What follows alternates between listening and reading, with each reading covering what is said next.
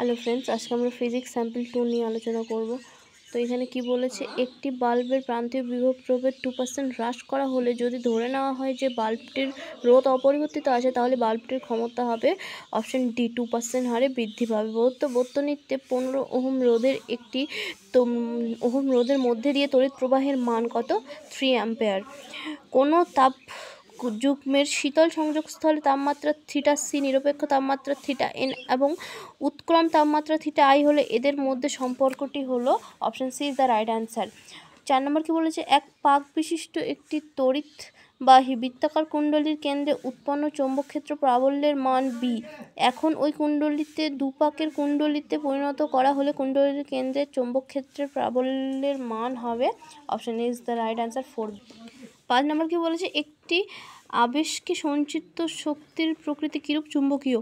6 নম্বরের কোনো এসি তড়িৎ বর্তনীতে V equals to V0 sine omega T voltage প্রয়োগ করার ফলে সেটিতে I equals to I0 sine omega T minus π/2 তড়িৎ প্রবাহ উৎপন্ন হলে প্রতি চক্রে বর্তনীতে উৎপন্ন ক্ষমতা অপশন ডি 0। দুটি তরঙ্গের সমীকরণ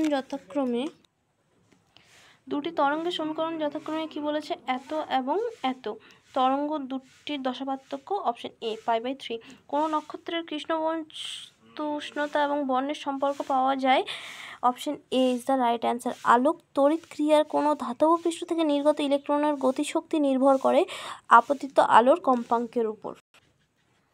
একটি জেনার ডায়োডকে ভোল্টেজ নিয়ন্ত্রক হিসেবে ব্যবহার করতে হবে, নিচের কোন তড়িৎ ব্যবস্থাটি সঠিক চিহ্নিত করো? Option A.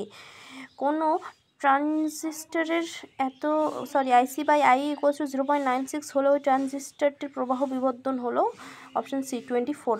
তারপর কি বলেছে, 2 সেমি ব্যাসার্ধের একটি গোলাকার ফাঁপা পরিবাহীকে 20 ESU আধানে আহিত করা হলো, পরিবাহীর বাইরের পৃষ্ঠে আধানের তলমাত্রিক ঘনত্ব হবে option A is the right answer. তারপর কি বলছে, এল দৈর্ঘ্য বিশিষ্ট পিকিউ তারটির রোধ আর এবং সেটি চিত্রের অনুযায়ী আয়তাকার, লুপটির মধ্যবর্তী অংশ ভি বেগে গতিশীল, লুপটির নিম্নাভিমুখী একটি চৌম্বক ক্ষেত্র বিতে স্থাপিত, লুপটিতে 3টি প্রবাহ I1, I2 এবং I হলো যথাক্রমে option B is the right answer. স্থির ভরের কোনো আদর্শ গ্যাসের ভি বনাম টি লেখচিত্রের একটি চক্রাকার পদ্ধতি ABC-এ দেখানো হয়েছে, নিচের কোন পিভি লেখচিত্রটি ওই একই পদ্ধতিকে নির্দেশ করে? Option B.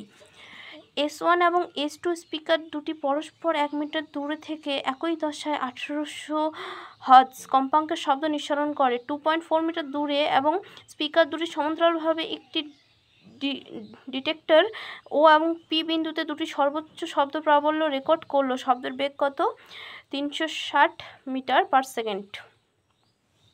ক্যাটাগরি 2 এখন কি বলেছে দেখো, কি বলেছে, একটি নিরেট গোলক ওমেগা কৌণিক বেগে নিজ ব্যাসের সাপেক্ষে ঘুরছে এবং এর আবর্ত গতি হলো কে। যখন এটিকে ঠান্ডা করা হয় তখন তার ব্যাসার্ধ প্রাথমিকের 1/n গুণ হয়। ওমেগা ও কে এর পরিবর্তিত মান যথাক্রমে ওমেগা ড্যাশ ও কে ড্যাশ, তাহলে কোনটি সঠিক হবে? অপশন বি আর অপশন ডি দুটোই সঠিক হবে। তারপর কি বলেছে, ট্রানজিস্টরের আলফা ও বিটা এর মধ্যে সম্পর্ক কি?